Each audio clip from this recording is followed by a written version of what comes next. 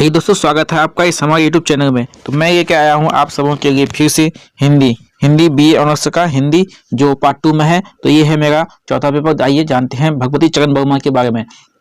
तो भगवती चरण वर्मा को लिखा किसने है? तो भगवती चरण वर्मा को लिखा है चित्रलेखा को लिखा किसने? चित्रलेखा को लिखा भगवती चरण वर्मा ने। भगवती चरण वर्मा लिखा है किसको? चित्रलेखा को। तो भगवती चरण वर्मा क्या है? एक उपन्यास है। आइए जानते हैं इसके बारे में। मैं पहले भी पढ़ा चुका हूँ और आज जानते हैं पहला परिच्छेद। तो भगवती चित्रलेखा में कितने परिच्छेद के हैं, कितने खंड हैं इनके? इनके 22 खंड हैं। कितने खंड हैं इनके 22 खंड देखा गया है। और आइए पहला खंड में देखते हैं और पहला परिच्छेद में देखते हैं। तो यहाँ पे कह रहा है क्या है, बुक पर्सन से है। और हमारे चैनल में आप नए हैं तो प्लीज सब्सक्राइब करना ना भूलें। छलकते हुए मदिरा के पात्र को चित्रलेखा के मुख से लगाते हुए बीजगुप्त ने कहा, चित्रलेखा जानती हो जीवन का सुख क्या है? चित्रलेखा को कहता है कैसे? उसका मदिरे का जो प्याला का जो है वो मुख में लगा के कहता है, जानती हो चित्रलेखा जीवन का सुख क्या है?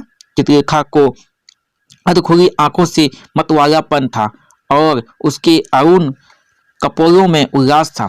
जब चित्रलेखा ने शराब पिया, मतलब क्या कुछ वो मदिरा पान जो किया, तो उसका तो आंख तो लग गया है। तो ऐसा कहा जाता है और ऐसा हकीकत भी होता है, जो मदिरा पीता है उसका आंख मुंह देखिएगा कुछ बदल जाता है। तो आइए जानते हैं। तो आगे क्या कहता है कि उसके अरुण कपोलों में उल्लास था, यौवन की उमंग में सौंदर्य किलोरे कर रहा था। आलिंगन के पास में वासना हंस रही थी। चित्रलेखा ने मदिरा का एक घूंट पिया। क्या किया? मदिरा का क्या किया? एक घूंट पिया। कौन पिया? चित्रलेखा पिया। इसके बाद वह मुस्कुराई। पीने के बाद वो मुस्कुराई, पहले नहीं मुस्कुराई थी, वो एक घूंट पीने के बाद मुस्कुराई।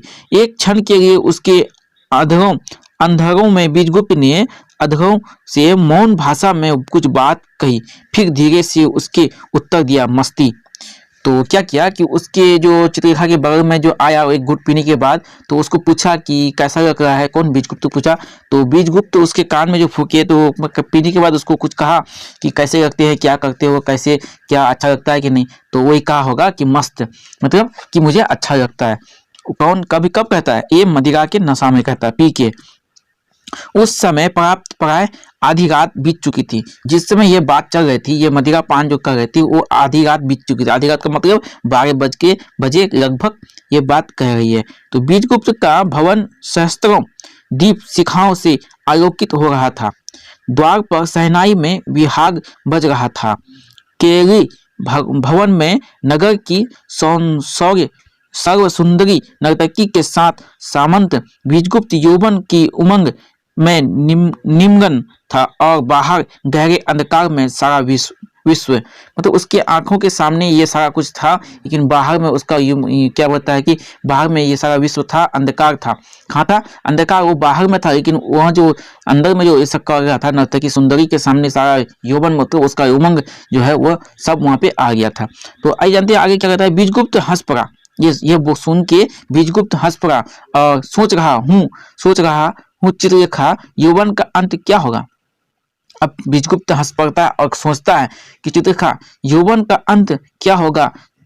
ये चित्रलेखा से कह रही है। कौन? बीजगुप्त कह रही है। चित्रलेखा भी हंस पड़ी। ये बात सुन के चित्रलेखा भी हंस पड़ी और उधर बीजगुप्त भी हंस रहा है। लेकिन चित्रलेखा बाद में हंसी और बीजगुप्त पहले हंसा, पर हंसी क्षणिक थी। हंसी क्षणिक मतलब थोड़ा सा हंसी क्षणिक थी, कुछ देर के लिए था। अचानक वह मीठी सी उल्लास से भरी हंसी वेदना मिश्रित गंभीरता से परिगण हो गई। ये थोड़ा सा हंसने के बाद फिर वो शांत हो गया और बोल रहा था कि ये मतलब थोड़ा सा हंसी है, उसके बाद समझ में आया थोड़ा थोड़ा उसको। तो आगे कहता है, उसने भी शायद कभी इसी प्रश्न का उत्तर पाने की चेष्टा की थी। अब ये देखिए क्या चेष्टा की थी। यौवन का अंत क्या होगा, ये क्वेश्चन है। क्या क्वेश्चन है? सोच रहा हूँ चित्रलेखा यौवन का अंत क्या होगा। मतलब ये मेरा आज यौवन है, मैं जवानी अवस्था में हूँ, कल अगर मैं बुरा हो जाऊंगा, मेरी जवानी झड़ जाएगी, तो इसका अंत कैसे होगा। ये यहाँ पे चित्रलेखा किसके सामने? बीजगुप्त के सामने और बीजगुप्त चित्रलेखा के सामने। ये दोनों नर्तकी और बीजगुप्त क्या करती है? ये दोनों डिस्कस कर रही है अपने आप में, या अब एक दूसरे से कर रही है। ये सोचता भी है और बोलता भी है। तो अभी इस बात को हंसने लगा। हंसने के बाद फिर उसने शांत हुआ। शांत होने के बाद क्या होता? उसने भी शायद कभी ये बात सोचा था। कौन? चित्रलेखा भी सोचा था और बीजगुप्त भी सोचा था, लेकिन बोल नहीं पाया था। आज बोल दिया। तो इसका उत्तर पाने की चेष्टा की थी, पर प्रश्न इतना भयानक था कि वह उस पर अधिक देर तक सोच ना सकती थी। ये प्रश्न जो है, ये प्रश्न बहुत भयानक प्रश्न है कि आखिर ऐसा प्रश्न यहाँ पे किस तरह आ गया ये प्रश्न जो है ये बहुत भयानक प्रश्न है, ऐसा लग रहा है उन दोनों को। तो देखिए उसका सिर घूमने लगा था। अब यह इतना भयानक प्रश्न था कि उस समय पर अधिक देर तक सोच ना सकी थी, उसका सिर घूमने लगा था और इसके बाद मदिरा के पात्र में उस समय के लिए उसने उस दुखद विचार को डुबो दिया। ये बात सुनकर क्या किया, उस समय अपने विचार को वहां पे डुबो दिया, क्या क्या डुबो दिया, और ये बात को जरा गंभीरता से नहीं लिया। तो अब देखिए यहाँ पे क्या कर रहा है आगे, फिर देखिए दोनों सोचने के बाद, हंसने के बाद, फिर आप देखिए आगे फिर यहाँ पे एक लाइन फिर ले रहा है कि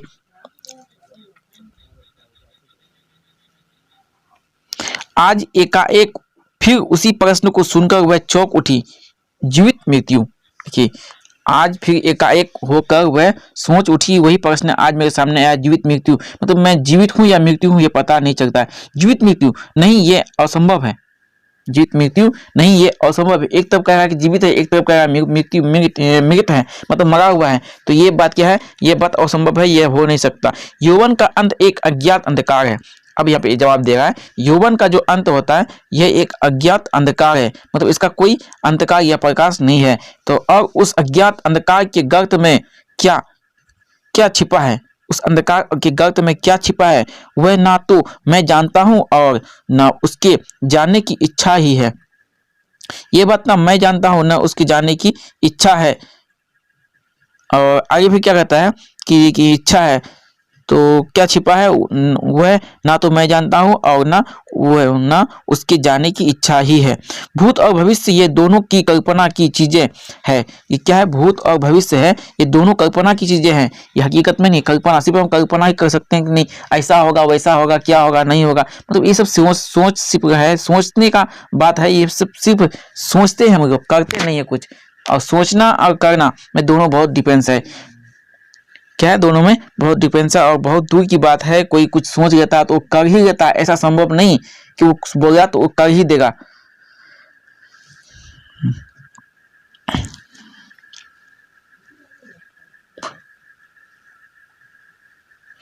वह ना तो मैं जानता हूं और ना उसके जानने की इच्छा है। भूत और भविष्य ये दोनों ही कल्पना की चीजें हैं, जिससे हमको कोई प्रयोजन नहीं, जिससे हमको कोई प्रयोजन नहीं। वर्तमान हमारे सामने है और वह वर्तमान में जो हम कर रहे हैं, ये मदिरा पान कर रहे हैं, हम आपके सामने हैं, हम नाच रहे हैं, नर्तकी हैं, तो ये क्या है, ये वर्तमान में हम आपके सामने हैं। वर्तमान मतलब क्या होता है कि जो सामने आपका बीत रहा है वो वर्तमान, मतलब आप वर्तमान में भी हैं।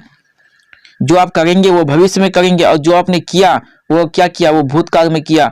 जो किया सो किया, अब क्या कर रहे हैं, आगे भविष्य कैसे बनेगा, तो क्या करना होगा, ये भविष्य में मतलब कहना है। तो बीजगुप्त अभी क्या करता, वर्तमान में कहता है बीजगुप्त रुक गया, शायद वह आगे के शब्दों को ढूंढने लगा था। बीजगुप्त कुछ बोलने के लिए कुछ ढूंढने लगा था, लेकिन वो बोल नहीं पाता था। तो इसी शब्द को सुनते सुनते बीजगुप्त क्या किया, वह रुक गया। क्यों रुक गया, क्योंकि वो कुछ बोलना चाहता था और कुछ ढूंढने वाला था। और फिर आगे कहता है और वह उल्लास उल्लास उल्लास है, वह खुशी भी है और विलास भी है। संसार का सारा सुख यौवन का सार है। यहाँ पे फिर एक पॉइंट आता है, संसार का जो सारा सुख है ये यौवन का सार है। ये देखिए ये छोटा छोटा टॉपिक कहाँ पे आता है, और यौवन का अंत एक अज्ञात अंधकार से गर्भ क्या छिपा है। ये दो पॉइंट आपका जो है वहां पे आएगा कि खंडित कीजिए, इसका खंड कीजिए, आपका इसका परिभाषा कीजिए, खंड कीजिए। तो ये आपका आएगा 5 नंबर या क्वेश्चन, और वहां पे आएगा 5 नंबर में पूछा जाएगा कि देखिए आपको इस लाइन को उठा के दे देगा, कहेगा कि निम्नलिखित के खंडों का सारांश लिखें, निम्नलिखित पंक्तियों के सारांश लिखें। तो आपको यहाँ से लिखना है कि संसार का सारा सुख है यौवन का सार है, संसार का सारा सुख यौवन का सार है, ये आपको दे देगा। और आपको कहेगा कि ये किसने लिखा, तो आपको लिखना होगा कि इसको यह एक चित्ररेखा उपन्यास से ली गई है। चित्ररेखा उपन्यास को लिखने वाला भगवती चरण वर्मा है। भगवती चरण वर्मा के द्वारा लिखी चित्ररेखा में पाप और पुण्य की परिभाषा करते हैं, यहाँ पे बताना चाहता है। और फरना कौन है, स्कंदगुप्त है, बीजगुप्त है, उसके बाद क्या है, ये सब है। आपको इसी तरह यहाँ पे इसका लिखना होगा, कम से कम आपको लिखना होगा 1 पेज से ज़्यादा लिखना होगा, तभी आपको 5 नंबर दे पाएंगे। क्या कि बीए में बहुत ज़्यादा लिखना पड़ता है और बढ़िया से लिखना पड़ता है, आपको समझा के लिखना पड़ता है, खुद समझना पड़ता है और लिखना पड़ता है किताबी भाषा से नहीं, बिल्कुल। आप मेरा ये वीडियो देखने के बाद आपको दिमाग में जो भी आएगा आप उसको नोट कीजिए, अपने दिमाग से लिखिए कि आप क्या क्या समझे, अपने भाषा में लिखना है आपको, ना कि किताबी भाषा में लिखना है। मैं किताब का भाषा पढ़ता हूँ लेकिन बताता हूँ अपने हिसाब से। जहाँ पे बीजगुप्त क्या कहता है कि रुक गया, आगे बढ़ना चाहता है, वो है क्या है, खुशी है यौवन का सार है। चित्रखान ने हंसते हुए क्या पूरा कर दिया, यौवन का सार है, चित्रखान ने हंसते हुए क्या हुए वाक्य पूरा कर दिया। अब यहाँ पे देखिए इसको जो बोल रहा था कौन, चित्रखान जो बोल रहा था, तो इसको बोलते बोलते ना उसको पूरा कर दिया वाक्य को। क्या किया कि उल्लास विलास में संसार का सार सुख है, यौवन का सार है, ये बोल जिसमें बोल तो रहा था ना वो हंसते हंसते बोल रहा था, इसलिए यहाँ पे कह रहा है चित्रखान ने हंसते हुए वाक्य को पूरा कर दिया। आज बीजगुप्त ने चित्रखान को आलिंगन पास में एक कर कहा, आलिंगन पास मतलब कि वो सामने और बहुत नजदीक लेके कहा, तुम मेरी मादकता हो, तुम मेरी मादकता हो। बीजगुप्त ने चित्रखा को, मतलब बीजगुप्त क्या किया, वो चित्रखा को सामने लाने के बाद उसको ये कहने लगा, आलिंगन पास में ला के मतलब सामने मुंह से मुंह, मतलब थोड़ा सा दूर में बहुत नजदीक में ला के उसको कहा, तुम मेरी मादकता हो। और चित्रखा ने उत्तर दिया, और तुम मेरे उन्माद हो। तो मादकता और उन्माद ये दो भाषा जो आया यहाँ पे, तो इसका क्या मीनिंग होता है कि आप इसको क्या समझे, इसको आप अगर नहीं समझे तो मैं आपको समझाना चाहता हूँ, मैं आपको समझाऊंगा कि क्या होता है कि मादकता और उन्माद का क्या मतलब होता है।